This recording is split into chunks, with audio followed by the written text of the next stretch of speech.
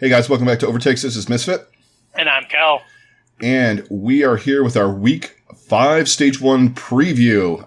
And this week we have 2 days worth of matches instead of the normal 4, but pretty much all of them are important. So we're going to kind of dive into all of them, some a little bit more than others. But it's going to be a big week. We got Stage 1 playoffs coming up the following week, so we still have a bunch of spots open and a bunch of teams that have a shot to get in. But we're going to talk about some other stuff first. So let's talk about some news first. We got, and it's general Overwatch news, but it's going to affect the league. So March 19th, we have the new hero hitting, Baptiste, along with, we're assuming, we haven't heard anything different, the massive goats killing patch that's alleged goats killing patch, let's call it that. That's coming down on Tuesday on the 19th.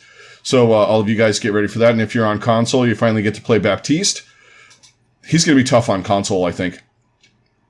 Just maneuvering. I don't think it'll be that different than too many others. I think there's definitely other characters who are way more challenging than he is, but he's definitely not going to be like a Moira or or a Brigida even. Yeah. As far as console playing, but they still got to deal with Pharah, so. So I'm assuming that when he comes out, it's going to be the new patch as well.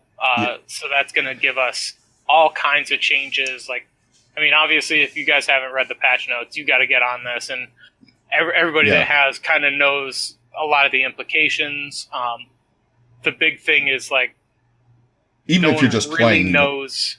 It's huge for just regular play. It's huge for the league. Like everything is going to change with the introduction of this new hero and all the changes to existing heroes that are going on.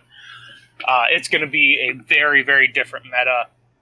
Oh yeah, and I don't think I don't think anybody really has a solid idea yet of how it's going to play out, and I don't think we'll get that until really week 1. I don't think we'll week 1 of stage 2 is when we're going to really figure out exactly what these guys are going to be playing. Yeah, because I feel like a lot of teams kind of have an idea, but they want to keep it. They want to keep it under wraps as much as they can. Yeah, because they're practicing on the PTR. Yeah, it gives them an advantage, for sure. But the thing is there's so many different buffs and nerfs and other things that are going on with this patch. Right. That the meta can go in 19 million different ways. I mean, it's going to look like a Chengdu match, and I'm not saying that like in a derogatory way at all. What I'm saying is this: there's going to be hero swaps and counter swaps and. Mm-hmm. Why are they running Soldier, Junkrat, and Wrecking Ball? You know what I mean? All right. Yeah, so, it's gonna be ridiculous. I think, honestly, the biggest thing is like they're really not gonna know just how well certain characters are gonna synergize with each other until they really get their hands on it. And like obviously they're playing on the PTR and they're still trying to figure it out. And I'm sure some teams kind of have it figured out, but. Yeah, until you really get into like a full-on competitive game, like there's really not a full knowledge of how it's going to all play out with each other.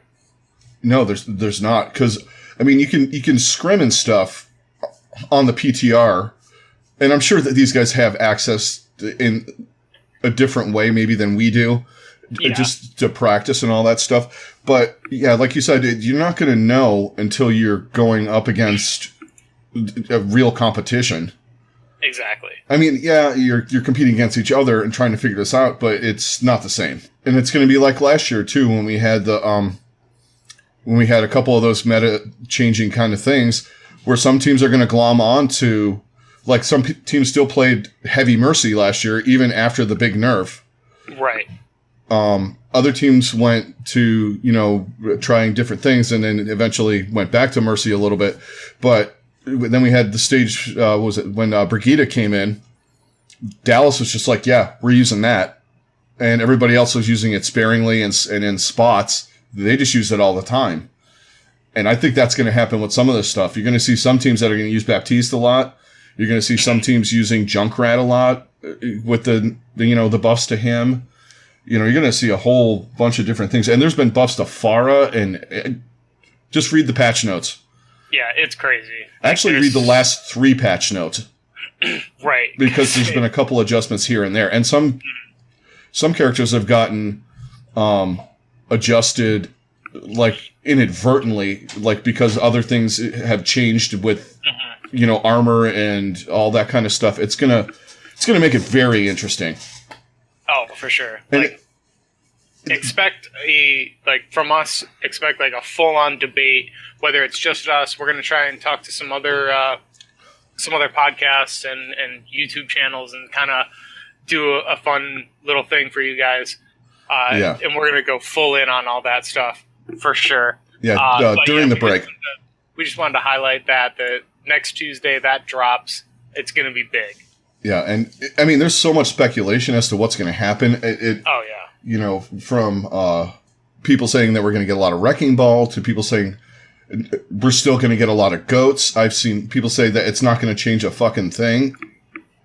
Honestly, what I saw somebody post yesterday. I don't remember exactly who it was, but they said something along the lines of goats might be going away, but the biggest thing that we're going to take away from it, we're going to be feeling the effects of it for a very long time, because it taught all these guys, all these top tier guys, to value positioning and cooldown usage above just about everything else.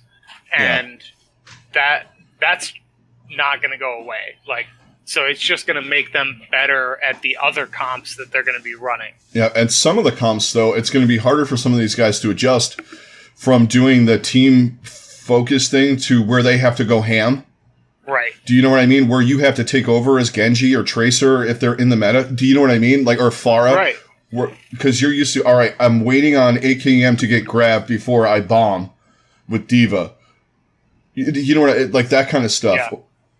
Some of that stuff, it's going to be a little weird, too, at the beginning, I think. I don't think we're going to get fantastic Overwatch maybe in the first week. Yeah, probably not. It's going to be a little sloppy, I'm sure.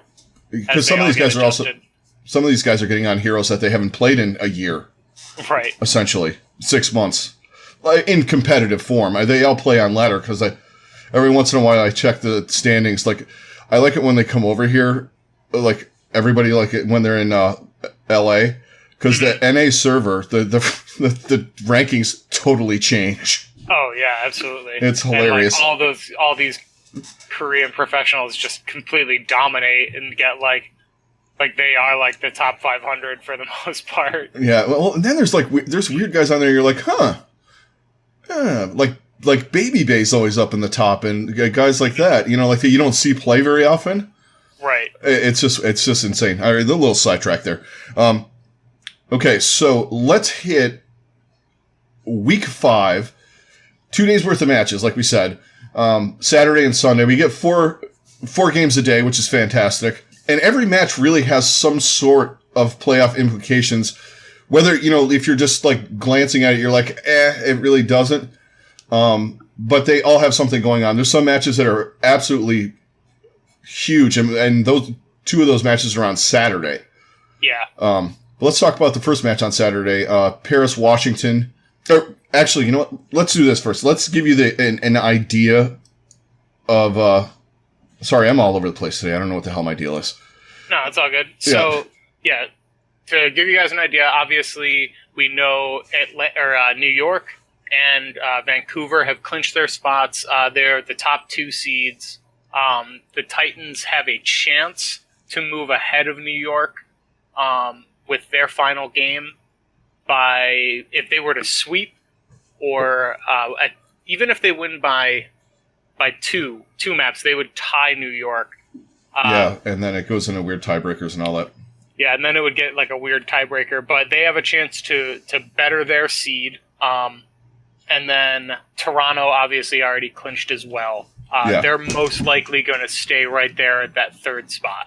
The only caveat to that is if the Fusion win, the Fusion win and pick up 2, they win 3-1 or 4-0, they'll move ahead.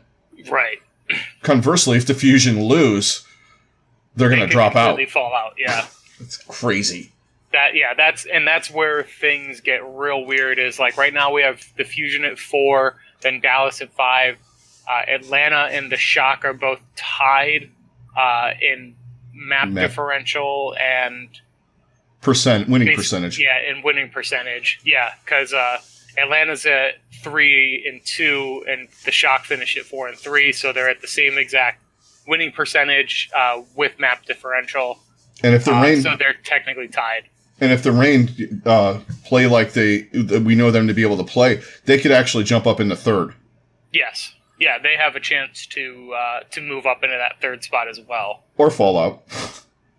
Yeah, highly unlikely. It's very unlikely with the schedule that they have that they'll fall out, but there's a chance. Yeah. There is a chance. Yeah, right? So the Shock basically are in minus some like really crazy happenings.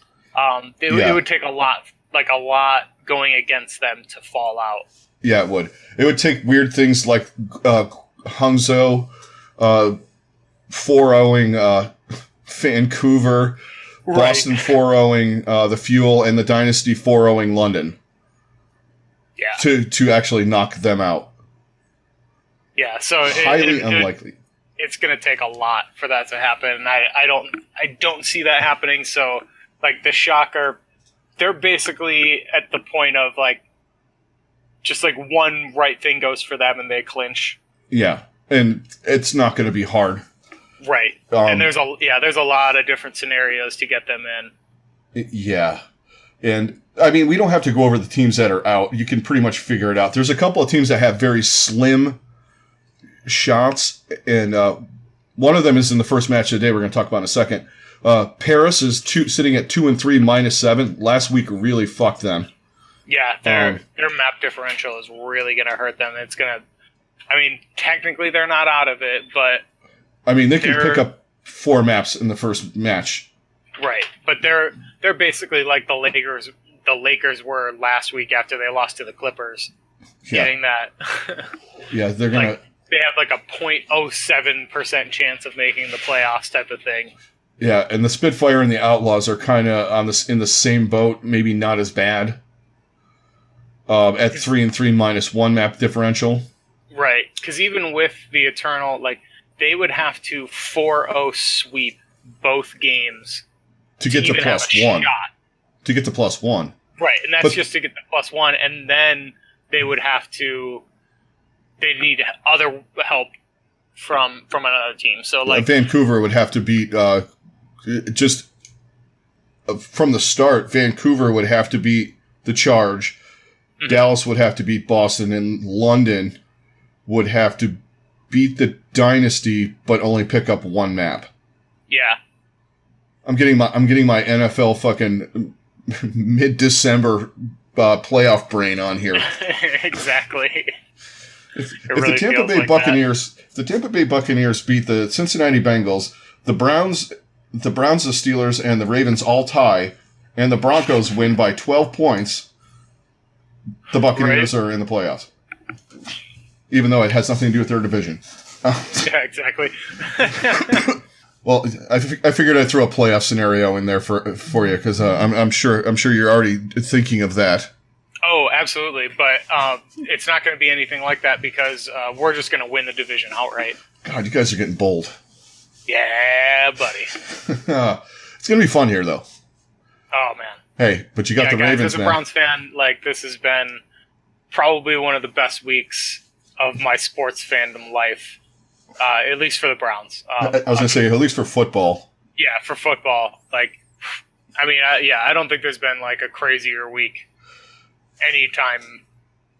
Got the ODB coming into town. Maybe we'll get him on the show. I've been alive.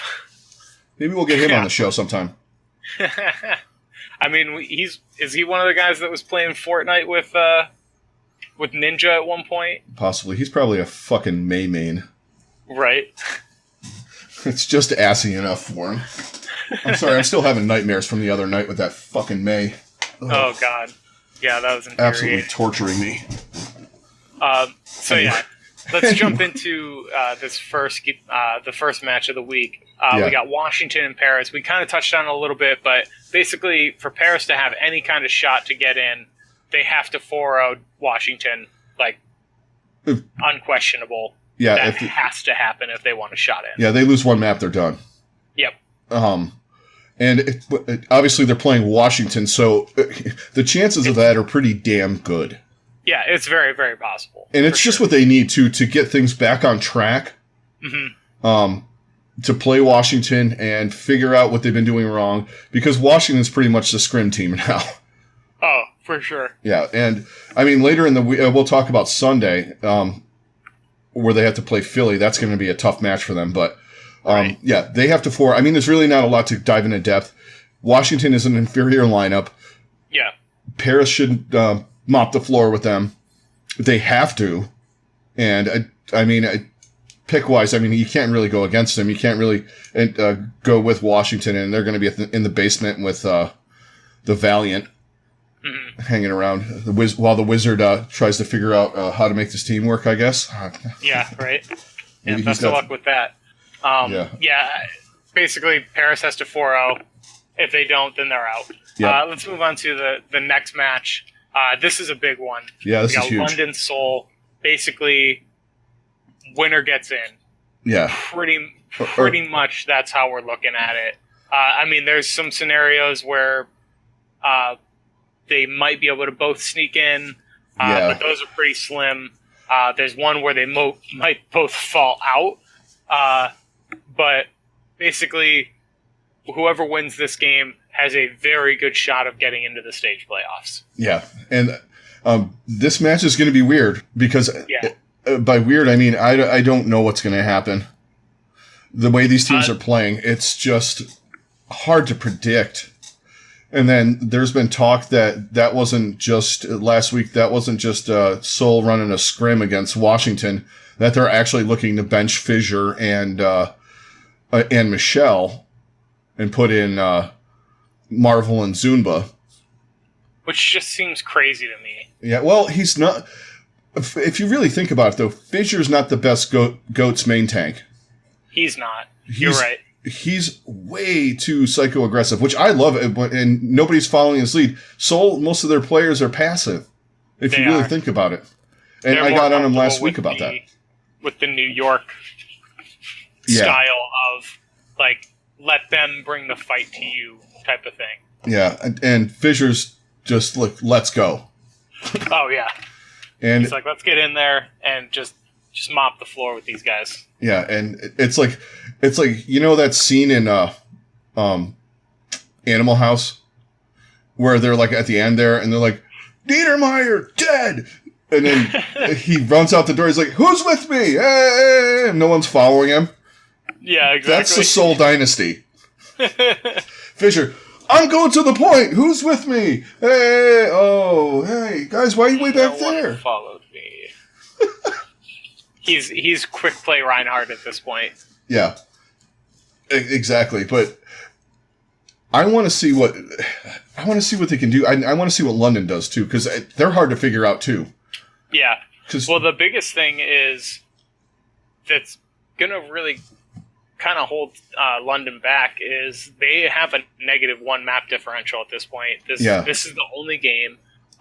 Really, the Dynasty, if they win by 2 maps or they jump up or more, then they really put themselves in a good position to get in and stay in.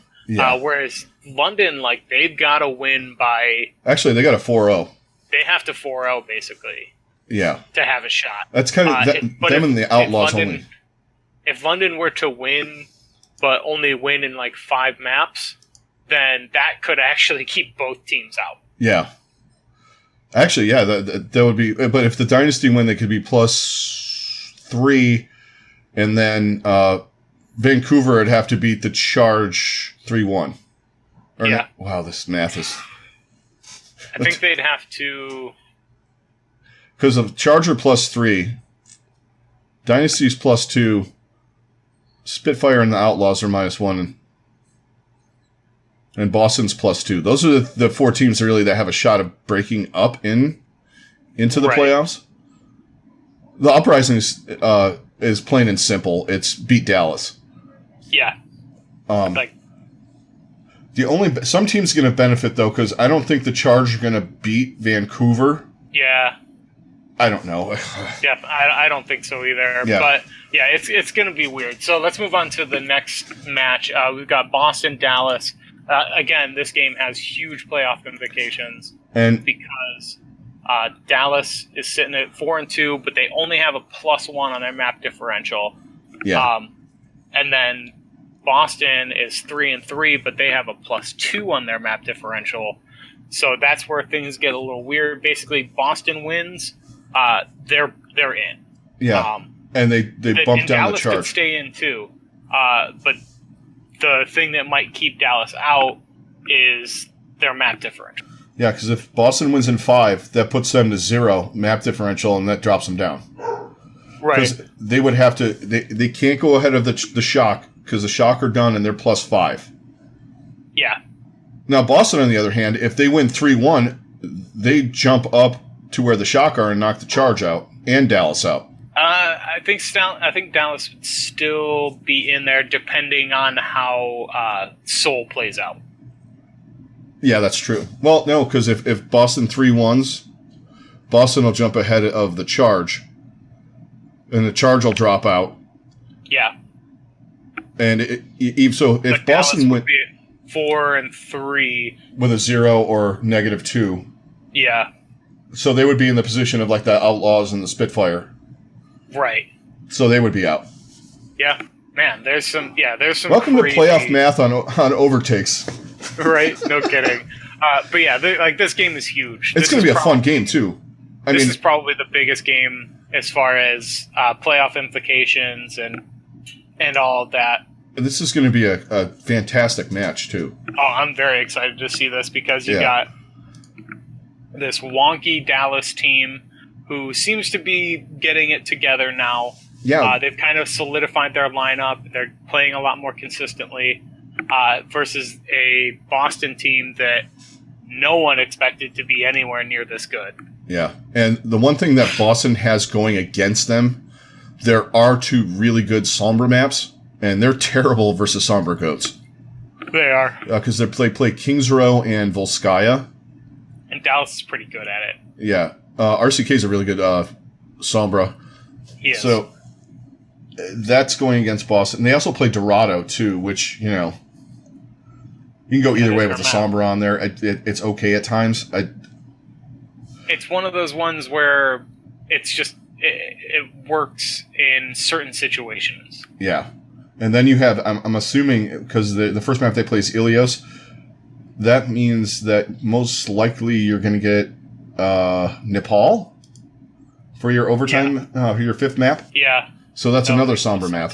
Or Busan. It could be Busan. And that works in Dallas's favor as well. Yeah.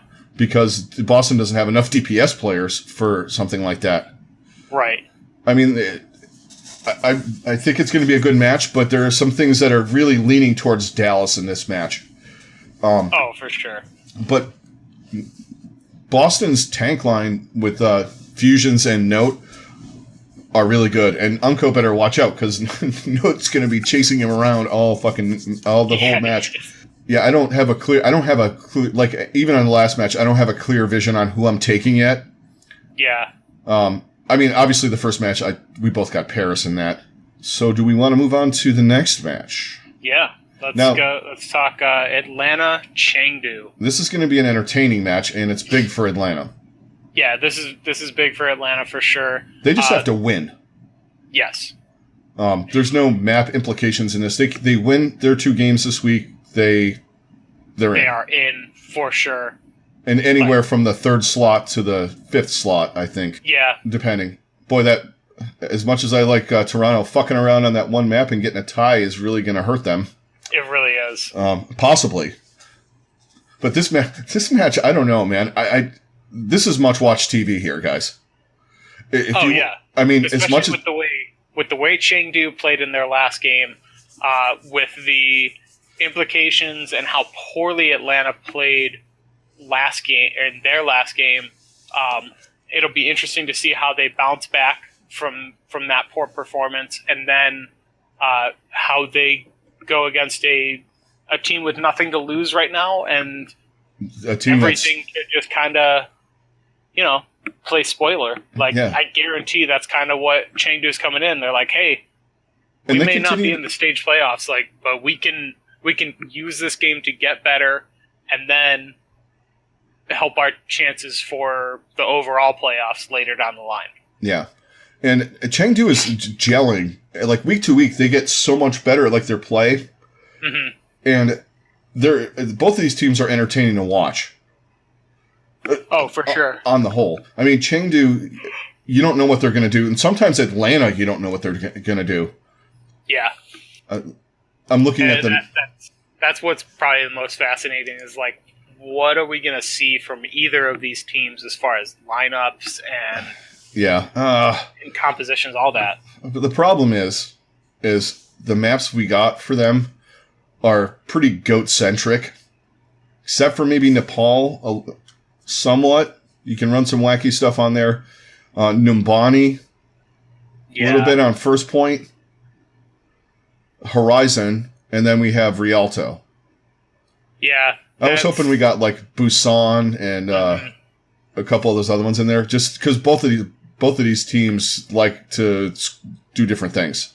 Yeah, but this is definitely, I mean, for it to be a more GOATs-heavy map composition, I think that definitely leans towards Atlanta. Yeah.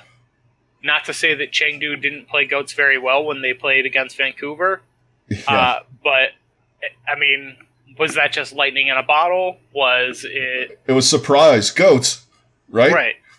Exactly. Hey, look at us. We can GOATs. We just don't want to. And if they do it again, are they going to be able to play with the same cohesion that they did last time? Yeah, exactly. That's the caveat to that. Because I feel like they were able to play with the cohesion they were because Vancouver just wasn't expecting them to pull out GOATs at all. Because it's like up to that point, they've just been running Ameng on Wrecking Ball and then just kind of letting everybody else play whatever. Yeah, and it's worked to an extent, I guess. Mm-hmm. I mean, they don't have many wins to show for it. Right. They got a lot of fans to show for it now. Yeah, they do. But both these teams they're gonna make this interesting. That's for sure. Oh, definitely. I mean, actually, all the matches minus the first one on Saturday have something entertaining, some entertainment value to it. Where Boston and Dallas is just straight up winner in, loser out. Same thing kind of with London and Seoul, and you don't know what to expect from them, either one of those teams. And Atlanta and Chengdu is going to be the most entertaining match of the day. Yeah. I mean, it's just going to be fun to watch. I mean, what are they going to run when Dufran runs like a fucking Torv or something like that? Right. Oh, God. They're going to pull Hanzo and Doomfist. I don't know. I'm just like... Who knows, man? They just have like a set of dice, like D&D dice, 6 of them that have like heroes on them, just like... Right. They just have six-sided dice that have, like, all right, here's your 6 DPS that you play, here's your 6, like, tanks that you can play, or whatever. Yeah, I got May. All right. May and Wrecking Ball. Yeah, it's going to be a weird one. Yeah. Let's move on to Sunday. Yeah, let's talk about Sunday. And we get... Big match start. This is really the big match for Paris. Like, obviously, if they keep their playoff hopes alive, if they 4-0 against Washington. Yeah. But Sunday is really the big day to see if they can make any noise and really solidify their spot. And get people to believe back in them again a little bit. But they're playing Philly to start the day. It's gonna be rough. Yeah, this is gonna be a rough game. It's gonna be a rough ask for Paris. But yeah, because Philly they literally have to 4-0 if they want any shot. So losing one map could end it, but they could also play spoiler to Philly and keep them out of the playoffs. Yeah, I mean So this match means a lot. I mean, the one thing I can say about Paris, if they play true to form like they did, I know they have a lot of problems with Zarya, which is not a good problem to have. No. Between Soon and Shadowburn, take your pick on who does worse. Right. If they stay to form like they were like early on with their first couple of matches, like granted they looked better than everybody else at Goats, but everybody's caught up. Philly does have problems with the Goats comp because you got Sado, who's a feeder. Mm-hmm. And the rest of the team is just kind of not as comfortable. It's more of a comfort thing with them, I think. Absolutely. You have Carpe playing Zarya. You got EQO playing Brigitte. Like, neither one of those guys want to play that. Yeah. Yeah, they want to click heads, not worry about bubble management and how much energy they have, or repair packs and just, rally. Right. Swinging their freaking whisk at everybody. This game's going to be huge. I'm excited to watch and see how it plays out. I want to see this is definitely a big implications on who's going to be seated where and all that. Yeah, and I want to see what Philly does. Because, I mean, we put them up pretty high. I mean, for me, I was kind of like, I think they're better than the other teams that were below them, so I couldn't drop them any further. Right. But it's kind of like that, I want to see what they do against a team that is allegedly good. I mean, granted, everybody's fell off the Paris train right now, but they're allegedly the best team at this meta in this stage for the most part. But I just want to see like some of the parts of Philly just to see where they go in the playoffs. Yeah. Because if they kind of flounder around and Paris beats them 3-1 or something like that, I mean, they might get knocked out of the playoffs, the stage playoffs anyway. I would not have any faith in them doing anything in the playoffs. No, definitely not. Are we talking about the next match? I mean, hey, yes. we got a -8 map differential, man. Oh, -11. I'm sorry, I was off. Well, I mean, both these teams are tied with map differential. You guys just have one more win. Yeah. Please to God, win Mayhem. For the love of God, win. That's all I got to say. If you lose this this match, I'm going to lose faith in this team. And if people don't get fucking fired, I'm going to get really mad. Yeah. Damn. That's fair. All right. Let's move on to the second. I'm the Browns fan now, damn it. This sucks. Ugh. Hey, I've been dealing with that for 20 plus years with being a Browns fan, so I understand. Yeah. All right, let's move on to the third match of the day. We got Houston Outlaws, Atlanta Reign. Again, another big one. It does matter. Because Houston's technically not out of it either. They would have to 4-0 and get some help to get in, because they're at a -1 at the moment. Yeah. But, again, Houston in the clutch, I'm not buying them. No. I'm just not buying them on a roster level from beat Atlanta. But definitely not in this type of situation. Oh, no. Not at all. How many times did they disappoint in that? Even already in this season. Yeah, exactly. And in order for them to get in, Houston, that is, they have to 4-0 Atlanta, and London has to beat Seoul 3-2 or 3-1. 3-2. For them to get in the map differential range where they can be ahead of those two teams, and Boston has to lose. Yeah. And Guangzhou has to get 4-0'd. Yeah. I just figured that out on my own. Hell yeah. A pretty big uphill battle for Atlanta, for Houston. So, yeah, Atlanta. It's a no. Atlanta should absolutely murder them. Right, and definitely solidify their spot in this game. Yeah, because, like I said, if they beat the Outlaw, like if they 3-1, 4-0 Chengdu, they 3-1, 4-0 Houston, that's, anywhere from 6 to 8 maps, or 4 to 8 maps, depending. Yeah. And that's going to jump them ahead of Toronto and put them into third. So then you're the third seed, and you're playing, either whoever although unfortunately it might be San Francisco. Right. No kidding. Yeah. Who wants that match first? Oh. No, nobody does. No. All right. So let's move on to the last match of the day. More playoff implications. This is Guangzhou's chance to solidify their spot in the playoffs. Yeah. Obviously, Vancouver's already in. And they'll know what they have to do, too, being in the last match. Right. And that's the thing is, like, does Vancouver kind of let them win? Do they sandbag this a little bit so they can kind of see what Guangzhou is going to do in case they get matched up against them in the first round? I think no, they won't. You know why? I feel like they'll probably just come out and mash. You know what? You know why they're going to mash? They want to be ahead of New York. Yeah. They want to go, we're the best. We've been the best. We should have been here last year, and fuck you people. Yeah. That's what they're going to do. I can see or that. At least attempt to do.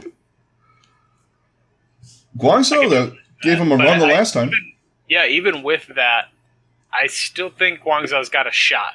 Yeah. But, you're right. I do think, especially after that match against Chengdu, I think that kind of opened their eyes. They're like, okay, we can't really sleep on these teams right now. Yeah, especially... We got to get down to business and play the right way. Yeah, and then get ready for the playoffs and all that stuff. They're going to... Because you're not going to reveal anything, honestly, in this meta. No. Strategy-wise. Let's be honest. It's not like last year when you were the teams were sandbagging that were way up in the standings. Or just kind of half-ass playing or whatever they were doing that were in the playoffs. Because you don't know on Horizon if they're going to run Bunker Comp or if they're going to run Tracer Genji Dive. This, you know what they're going to fucking do. They're going to run goats. Right. They're going to run somber goats or monkey goats. They're not going to go crazy. Yeah. It's not like especially the teams that are in the playoffs. Toronto doesn't wacky strat. New York doesn't. Philly, for the most part, doesn't. Dallas can, but they don't. I mean, they run the May once in a while, but that's in situational where it's actually useful. Right. Unlike other teams that are in South Florida.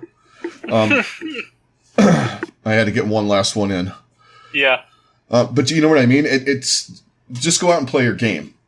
Yeah, exactly. And if they go out and play their game, they should beat Guangzhou pretty handily. Yeah. Agreed. That doesn't mean Guangzhou's not going to win a map or two. Oh, for sure. I think they've got a good shot. And I think they have... Like, it's not a foregone conclusion that they're going to lose. I would say it's probably about, 70-30, maybe 60-40. Yeah. I mean, they could pull it off. They could. Yeah, absolutely. But I just think Vancouver's attitude right now... Yeah. And just people say they're not cocky. I don't know. Yeah, I hear those motherfuckers talk, man. They got some Atlanta style swag. They're just a little bit more dialed down. Yeah, for sure. They're not screaming. People are feeding on the middle of the stage.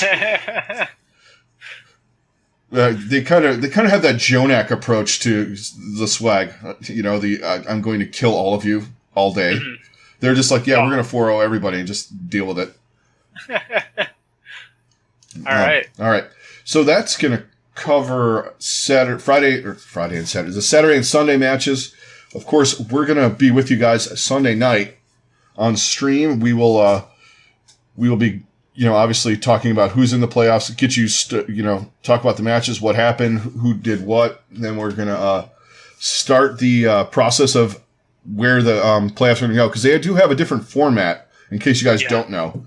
So the first rounds are going to be first to three, like it was last year. Right. Wasn't that last year? Was it 4 or 3? No, it was 3. Yeah. Yeah. I think, normal. I'm pretty sure. Yeah, it's going to be like that. First team to 3 wins their match, but it's going to be 8 team playoff style. Yeah. Or bracket style, I guess. And then they reseed. Yeah. And then the semis are going to be for, best of 7. Yeah. So we get the kind of the contender style, I guess, championship. Yeah. which will be fantastic. I wanted that last year because there were a couple times where it was like, oh, and we're done. Because I believe wasn't it we actually missed. I think it was the Stage 3 playoffs. We both were working. They started the matches, and they were done by 6 o'clock. Oh, yeah. It was so fast. Because it was like just wipeout after wipeout. It was like 3-0, 3-0, done. Okay. Yep. That's why I'm glad that they upped the amount of teams that are in the stage playoffs. And like it's not just going to be like, okay, here's all these games, and they're done. Yeah, because it was they did top three last year. Mm-hmm. And then they had the first team got a bye, and then 2 and 3 played each other, and then the next day the winner played like New York. Is basically what it amounted to. Right. You 2 teams play, and then you play the Excelsior. Yeah. Okay, so that is going to do it, guys. Like I said, don't forget stream on Sunday. The Back Cap. We'll start talking about playoffs, talk about the week that, what happened on the 2 days previous. And then we'll start diving in heavily into the playoffs and all that stuff. So if you are on YouTube, thanks a lot. And if you're on iTunes and Spotify and all that stuff, thank you as well. Don't forget, if you're on YouTube, to hit a like, hit a subscribe on the various podcasts. Please rate us and tell us what you think. And as always, don't forget to hit the comments down below and get this conversation going. We enjoy it quite a bit. And, we've been having fun with it. So, let's keep it going. And we'll be in Discord this weekend, too, depending on scheduling and, where we're at, like in the day. But there will be points when one of us or both of us are on the Discord channel. The link's down below. Don't forget to hit that. If you'd like to jump into the Unlimited Fantasy League and the Pick'em Leagues, feel free to jump into those, too. The links are down below with the passwords and all that whatnot. You guys have a good rest of your day, and we will see you on the next one. Catch you guys on the next one. Later.